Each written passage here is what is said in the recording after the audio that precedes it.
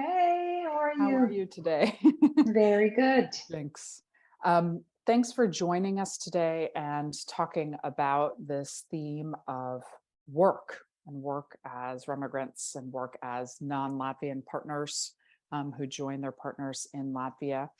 And we'll talk a little bit about this topic specific to your experience, as well as generally some ideas about how people might be able to address this as they come back. And part of this came from the fact that it's something that from word of mouth, I've heard a lot from people who have come to Latvia or come back to Latvia about finding a job, and not only finding a job, but finding a good job that they're happy with, which isn't 100% about the money.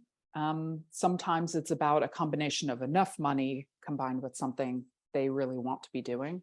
But also, I recently participated in a latvieši.com conversation, and they had done a survey recently that work was the #1 barrier to people considering returning to Latvia. It was over 50%, maybe it was over 60%.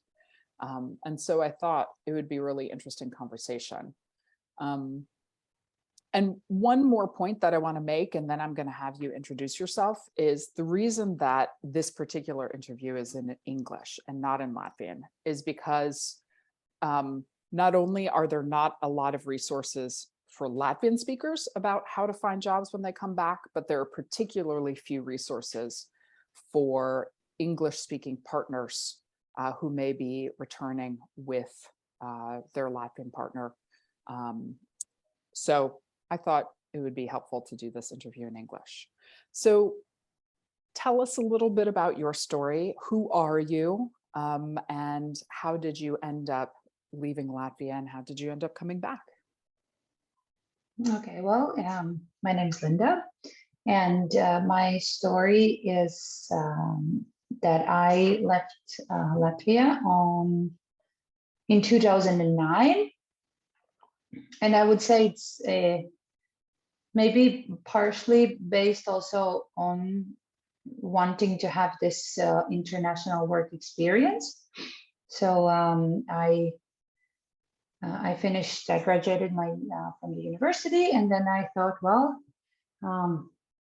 let's travel for a year. Let's have that experience. Let's work somewhere. That was very important to me, that I find a job. And after looking at some options, I ended up with the country far away from Latvia. It's Colombia, and I went there to work as an English teacher in a high school. Completely new experience to me. I had never worked in a school. I didn't have educational background. It was just something that sort of felt in my gut that I might like, but probably wasn't brave enough to explore here in Latvia. That's interesting. So you went across the world to explore it instead. well, it's also kind of related to the image that teachers in the profession of being a teacher in Latvia has, especially work in a public school. It's not a well-paid position. So if you are an 18-something looking for your future profession, I think I got scared and didn't choose education, even though I felt like that is my field. But I think that's one thing that I learned, that you cannot kind of run away from yourself. You can re-explore yourself and reinvent, but if you are true to yourself, you just follow your passion. So that's what I did. I crossed the world to work at a school. Really liked it. It was first like a learn how to swim before knowing how to swim, but I survived, and that encouraged me to stay for another year, and that another year turned into 9 more years in Colombia, and in total it was 10 years that I spent in Colombia. But after some time, I started to feel this longing for being closer to my family, to being closer to Latvia. During these 10 years, I had gotten married and I had 2 children, and that was always part of the deal, let's say, that at some point, especially when the school age for the children would come closer, we would move closer to Latvia. To be honest, it wasn't the plan to move to Latvia, and I don't think that that comes as a big shock, because it's to make a decision to move back is not always easy, especially if you have a partner that is not from here, considering all the challenges that they might face, language, employment, etc. But we came here for my sister's and for my brother's weddings, 2 separate events. and it just kind of, one thing led to another. Like, we wanted to go to a different place. It just didn't happen that fast. So we said, well, let's stay here for, like, let's say 6 months and have that Latvia experience. And like, the very beginning was so easy.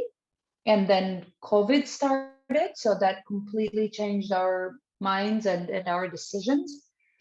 So yeah, so I think that's how I left. So to explore the world and have that international experience, and came back, well, basically because of my family, because of my own family, and because of the family here in Latvia, because I wanted both of them to be closer. And yeah, I think I have answered your first question, haven't I? You have, yeah. Okay. So tell us a little bit about what your personal experience was in thinking about what kind of work you wanted to do when you came back, how you would find that work, and what you actually ended up doing. Okay, well, I had one very, very clear goal when I started looking for a job, and it was that I do not want to work a full-time job. Because in Colombia, I had worked in a school, and school puts you in certain limits and frames, and you have to follow the schedule that it has. And especially if it's a private school, which it was, we all started at 7 and ended at 3 or 4, and it will be Monday to Friday. And I just felt tired from it. I felt that I didn't want to, like, come back here and then again be away from my family, like, all the time. So that was my number one thing that I said. I don't want to have a, like, not that I don't want to have a full-time job, I just don't want to have that full-time office hours job. I want to have some flexibility. I was willing to maybe put in some work in the evenings or maybe earlier in the morning, but just to have that flexibility. And obviously the first and the easiest, and what I thought of at the beginning was definitely teaching, because I had the experience, and it just felt so, I don't know, easy. Mm-hmm. And I started, yeah, and familiar, and just like I could kind of dive back into it. I had, not a correct thing to say, but teachers sometimes save their material. So it's just like, you can reuse it, right? Not that I'm saying not prepare for class, just reuse it. And it was just easy. Mm-hmm. Yeah. Just want to explain for those who don't. And maybe switching from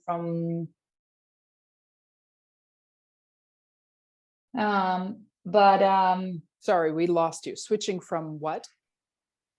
Okay, so switching from teenagers to adults, because here I would teach more adults than occasionally teenagers, but mostly adults, as it was these English learning centers. But at the same time, I felt that now my time was so fractured and there was no kind of system in it, and I could not plan my time properly. And again, I was not being in a place where I want to be. So I started with the traditional, let's say, way of looking at what's the job market has to offer at the different sites and company websites, and kind of weighted out my strength, and didn't focus so much, or maybe that I didn't have the experience here in the Latvian market, and then it was very specific teaching experience that I had. I thought, well, where I could put my experience and my strength to better use.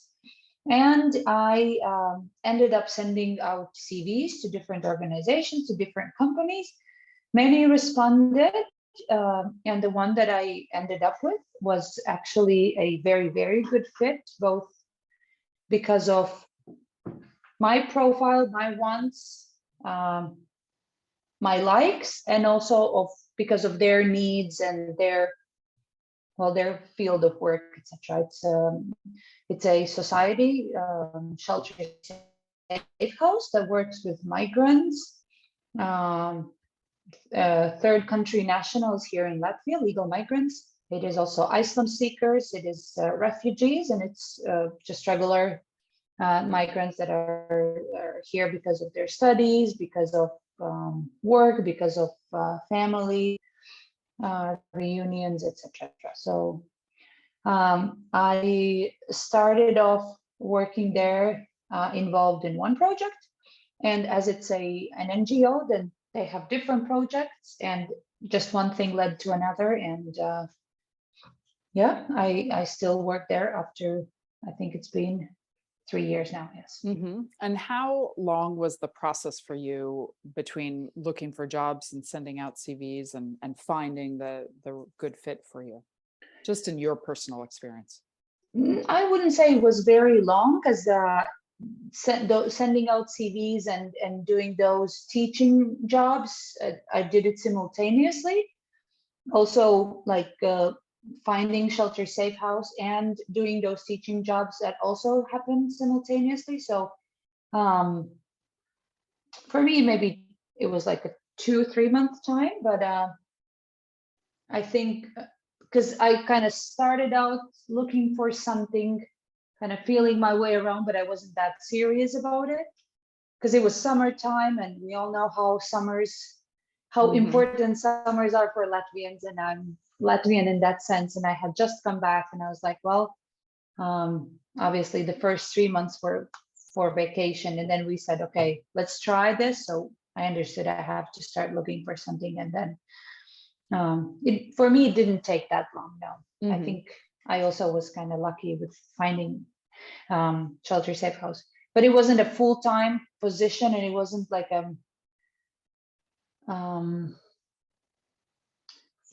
I wasn't fully involved. It was just like one very small project. So I was doing those teaching jobs, and then kind of like understanding that I'm burning myself out again in the teaching positions, which is like so chaotic, or were chaotic at the moment because of my schedule, and then kind of got involved in other projects in the NGO. And I know separately, just from knowing you, that you also started your own business in Latvia. Where did that come from? Why did you do that? And can you talk just briefly about the logistics of doing that? Any challenges that came up, whether it's been worth that process? So yes, we started our own company, but I think it wasn't my merit. It was all due to my husband, because he always had his own company back in Colombia, and it was very important to him that he has this kind of his informal employment, in a sense that like he can manage it and he can make the decisions. If it was just for me, I don't think I had that entrepreneurial bone in me at that time. Now I am a bit more passionate about it.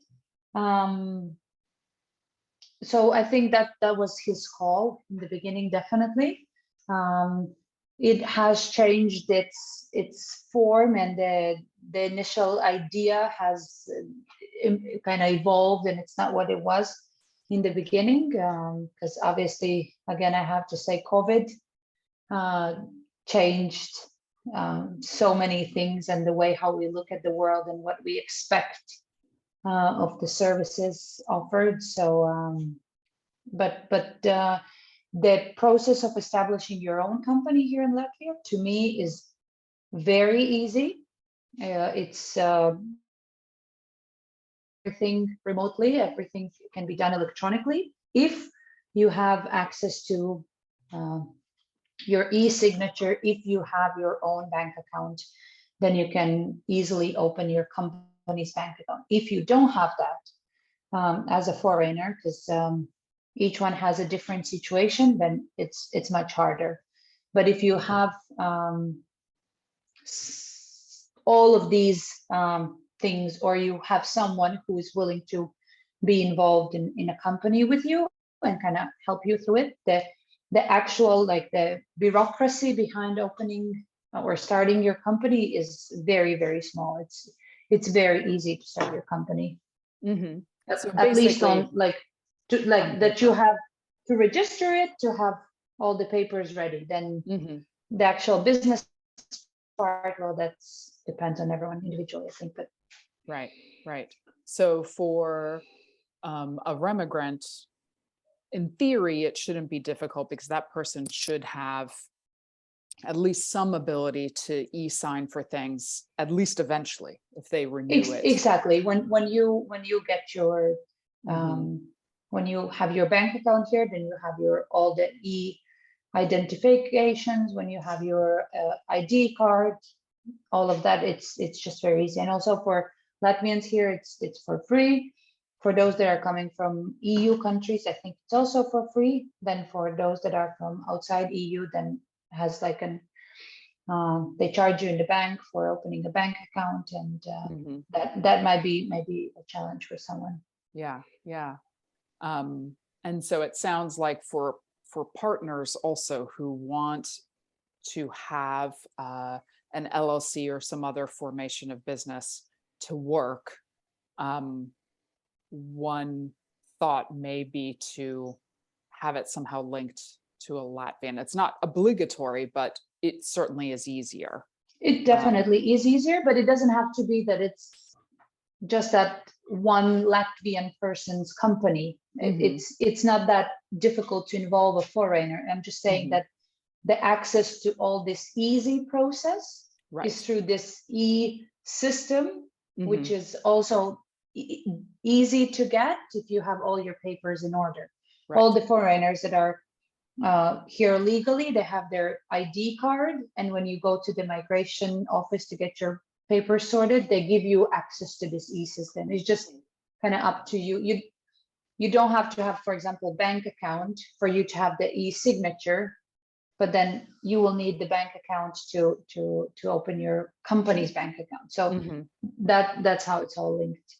Yeah. But the fee is also, I don't think it's that huge. I'm just saying it might be a challenge for someone if you have limited resources, but in general, it's I think it's like a security procedure in many countries. It's not exclusive to Latvia. And what kind of challenges overall with going back to work generally? What kind of challenges overall do you think Latvians returning to Latvia might encounter?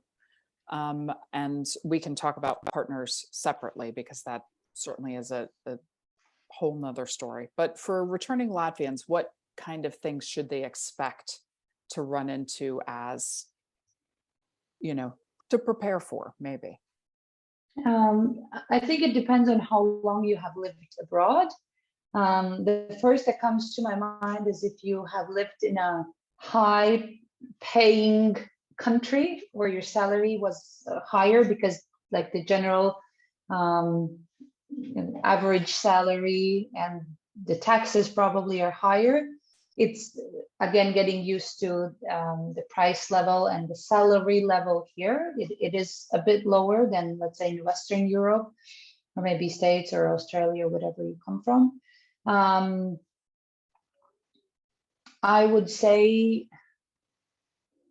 so here comes how long you've been outside. So how used to you were to that other culture. It might be the pace of things, because the bigger the country, that's the impression to me, the faster the processes are.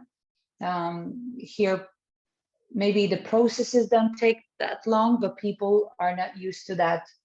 Let's run, and the competition is quite smaller here because there's just not that many people. But also lack of competition is not always a bad thing, because then you can be the one to get the job because there's just not that many people competing for that one spot. Well, language, I think. If you take care of your Latvian language, then there's no problem.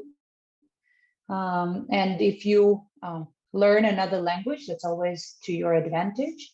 While living in Colombia, I learned Spanish from zero, so that has helped me a great deal. Not that I use Spanish here a lot professionally, but just having that on my CV and being able to, well, at my job, I have to speak Spanish sometimes because we have some clients from Latin America. But then just it's an extra point in my favor compared to others, maybe. So I don't know. I think for Latvians to come back, yes. What are your expectations salary-wise?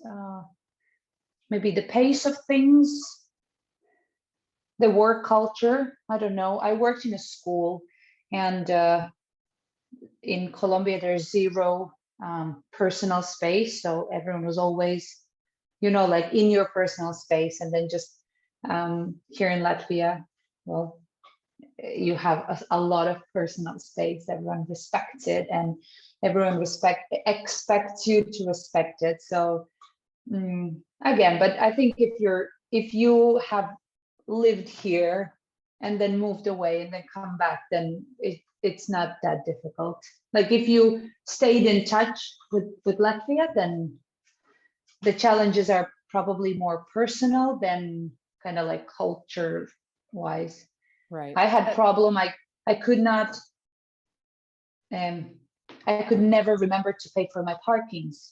So I would park the car, and I would always come and find the fine on the windshield. So, and it took me like 2 months to be like organized enough to remember it. It was just like, it's like a silly thing, right? But I think it's more personal to Latvians returning. Yeah. And it sounds like part of what you're saying too is that maybe spending some time thinking or having self-awareness of the environment you have been in.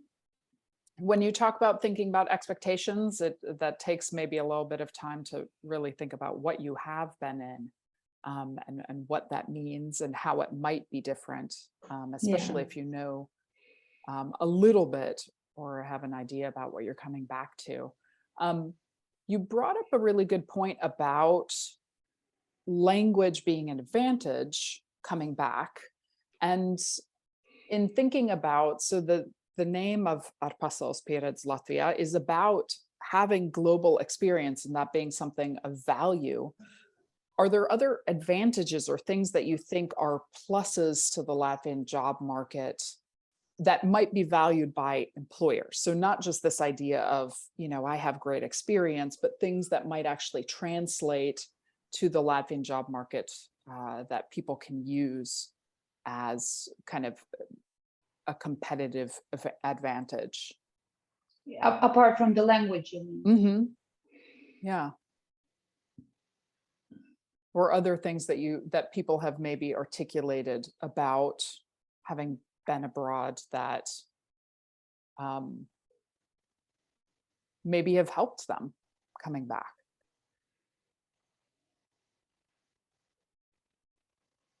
I don't know what to say to this, what to answer. That's okay. It was kind of an off-the-cuff question.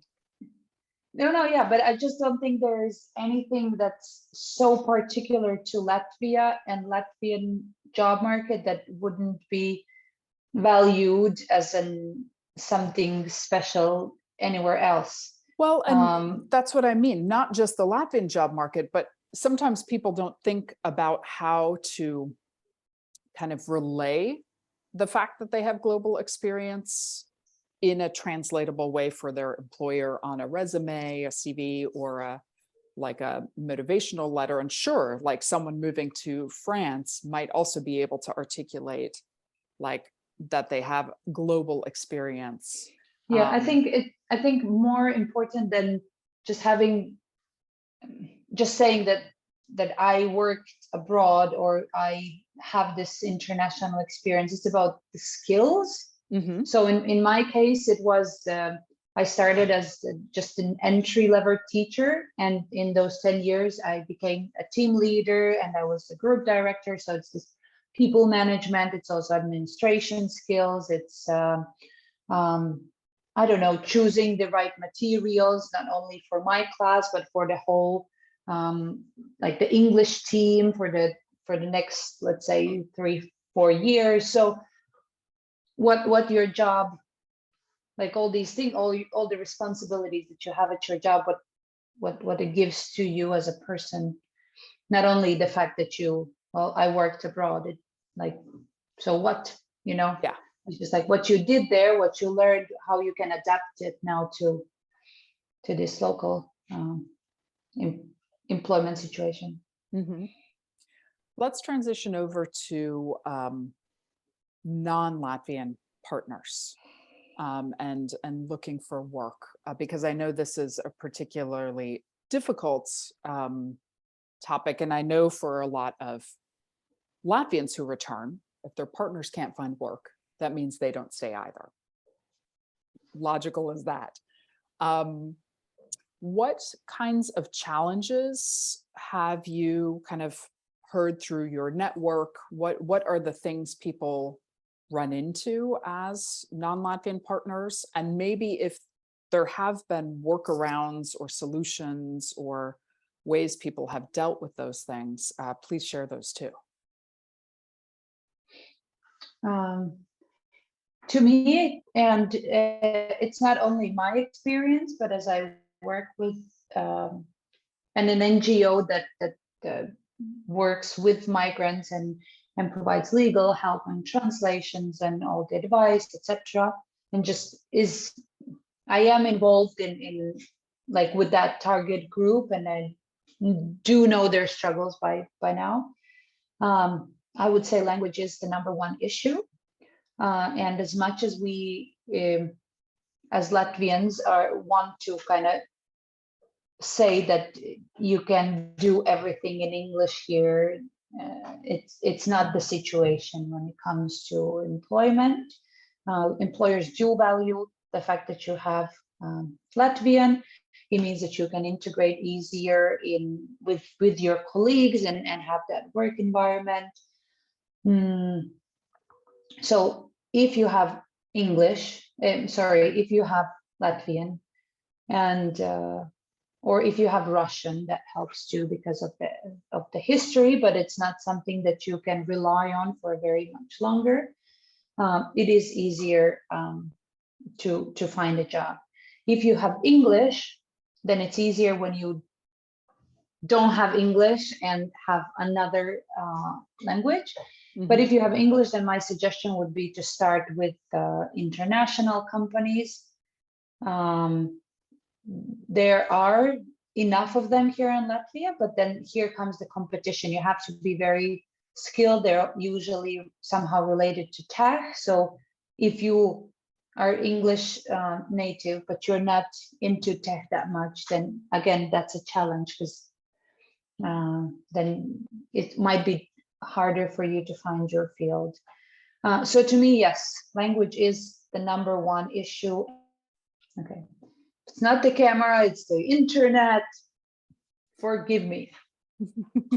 So So to me, language is the #1 issue. Why it's harder to find a job, why it's harder to feel included in the local society. I think it is a very, very big reason why Latvians who have foreign partners, spouses, decide not to move back to Latvia or decide to move away from Latvia because of the employment.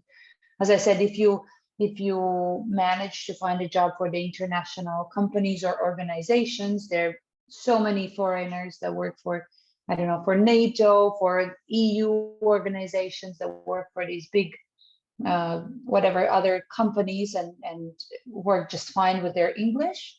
But in general, if you can have some Latvian, that will be my suggestion to have it, to learn something, because yes, that is an issue, and it's a big issue. Okay. You're paused there for a second.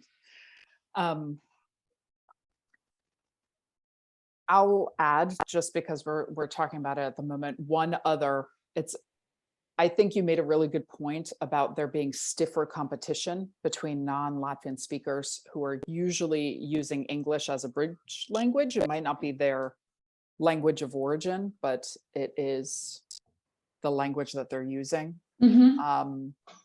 One other very small subsection that I've noticed is working for expats, working for people who have created their own businesses in Latvia, who might be looking for some specialized folks who can speak English. And in that case, it's the same idea as the international companies, because they're usually working internationally, or there's a reason they're working in English. Yeah. But again, it's possible, and expect to articulate your value in order to get jobs. And also my kind of advice would be to everyone around those let's say not Latvian speakers, just because they speak English or another language, don't expect them want to teach the language, because not everyone is a teacher just because they speak the language. So that's not always an option. It's just just because you speak English, or maybe it's your native language, doesn't mean you want to be an English teacher. So, and that is one of the easiest ways how to find employment. There are these international schools. So that's again kind of like reconsidering your strength and your expectations of what you want to do. So IT and maybe working in international schools are two sets of jobs that there are in English, but again, not everyone is in IT and not everyone is a teacher. I would say like that's how I see that. Those are the two fields where it would be easier to find a job, because it's just, if you have the right qualifications, the knowledge, then it would be easier. Yes. So I know that with the NGO that you work with, there is ending now a program called Migrant Talent Garden. And I'm wondering if you can tell us a little bit about that program, what it did, as well as any other relevant resources that Drošā Māja might be able to offer. Yeah, well, Migrant Talent Garden unfortunately was, I think, a very good project, an initial idea, and it was to reduce or aim to reduce the unemployment among the migrants, and kind of to encourage them to boost the rate for the migrants here in Latvia, not only in Latvia, because it was in several other countries, but in Latvia's case, so in Latvia, for them to start their business, because it's not always easy to find a job. But when you come back from another country, or when you move to another country, you always come with ideas. It's impossible not to compare and to see, okay, this thing maybe is missing or could be added.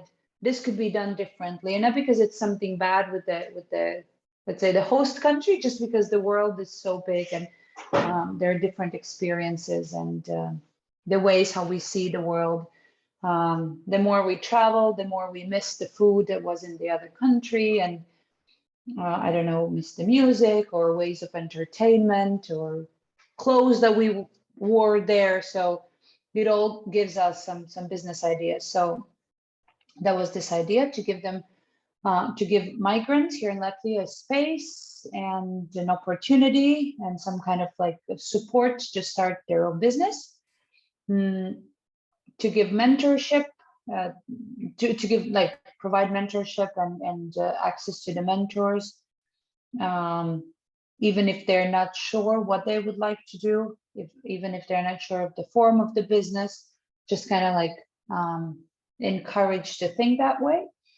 On paper, it was called Business Incubator. We more called it like an idea inspiration incubator. It was more like a safe space and a learning space for migrants here in Latvia, as well as Latvians to meet and to learn something new and maybe decide to start their own business. Even though this program has finished already, there are many more, and as entrepreneurship is the new old hot topic of these times, then there are many business incubators. There are many, I don't know, different kind of projects that NGOs together with municipalities, together with, I don't know, just other organizations run. And if you are looking for that kind of support, as a migrant, as a remigrant, as a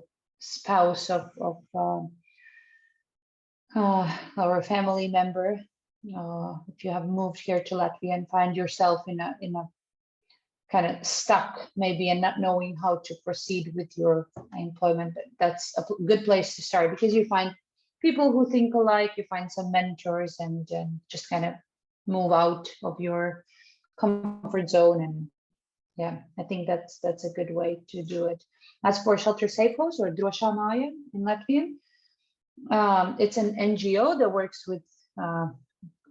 works with helping and in advising and encouraging and supporting migrants here in Latvia, providing different kind of courses, integration courses for asylum seekers, language courses, legal help, translations, etc. But so we could add some information about it. Yeah, we'll definitely post it with the video.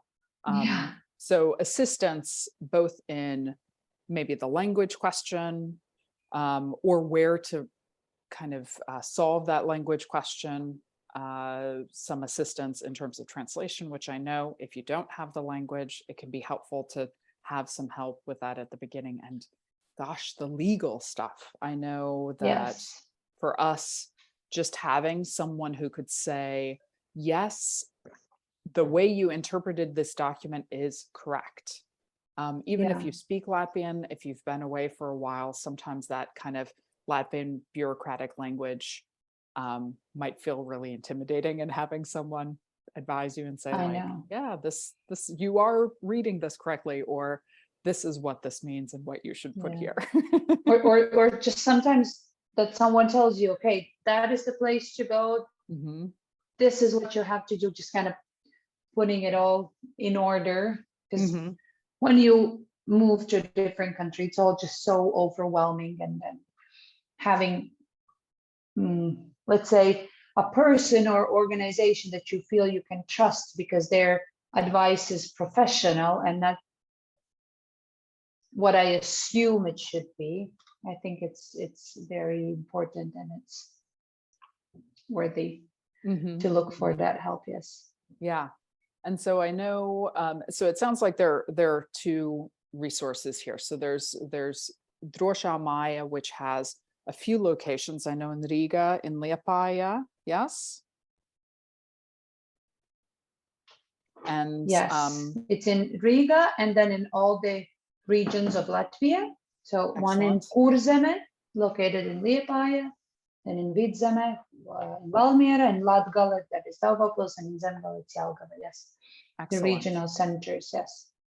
And it also sounds like a good suggestion to contact whatever municipality you're going to look for resources and incubators. Of course, we can't assume everyone's going to Riga, and there certainly are municipalities that are also offering these,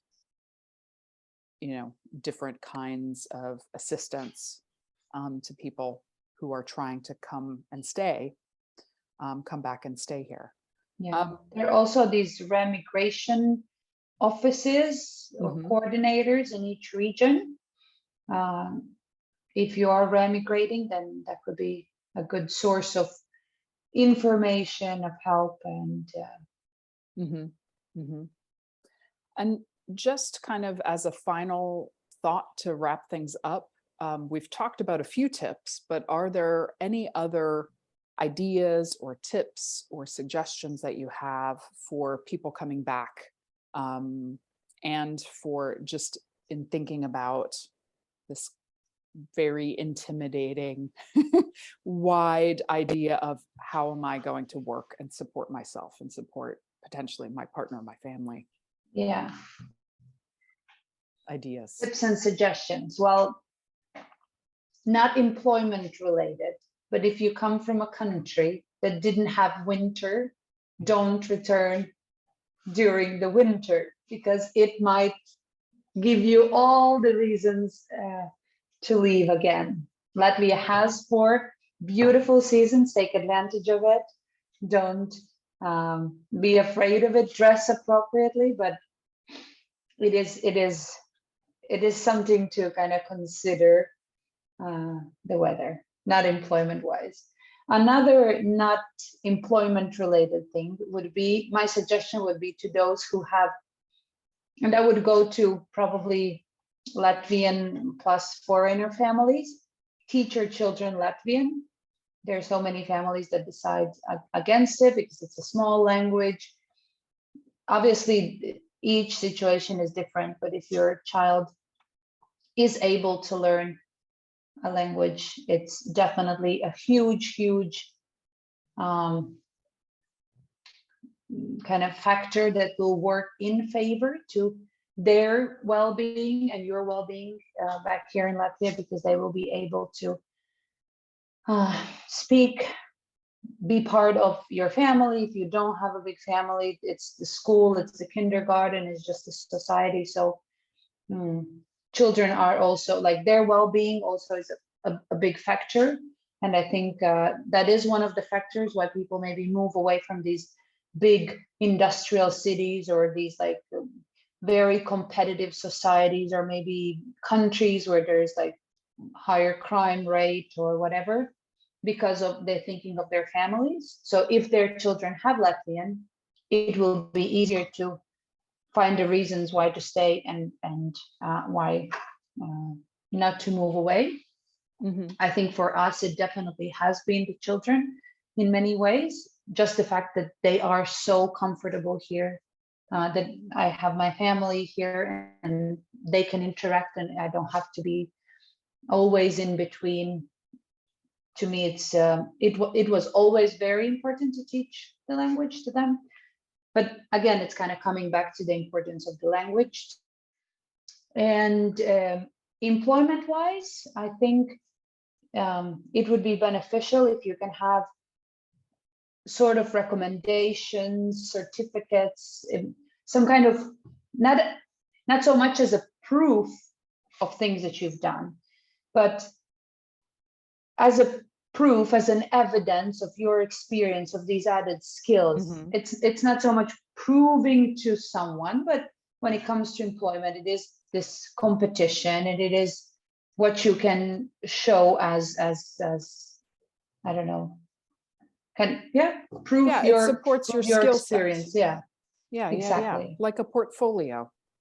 And when you move to another country, well, moving is a big thing. So you probably want to take with you your favorite sweater. And if you move with children, then it's again, like so many things that you have to consider. I don't know, their scooters and toys and stuff. So, but having those education papers, having those work experience papers, I think that is very important. So just bring them along. And also, obviously, then before coming back, document your experience, whatever courses that you do.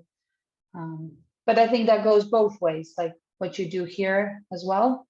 When it is an important thing, then have a proof for it, yes. Excellent. Well, thanks for some great ideas. Thank you for sharing your personal story. We will definitely link information about Drošā māja to the video. And yeah, we appreciate you. You're very welcome. And I hope that if my story can, I don't know, help or inspire, or I don't know, just give information in any way. And even if it's just to, I don't know, share different stories, I hope it was beneficial, and then just to hear another perspective.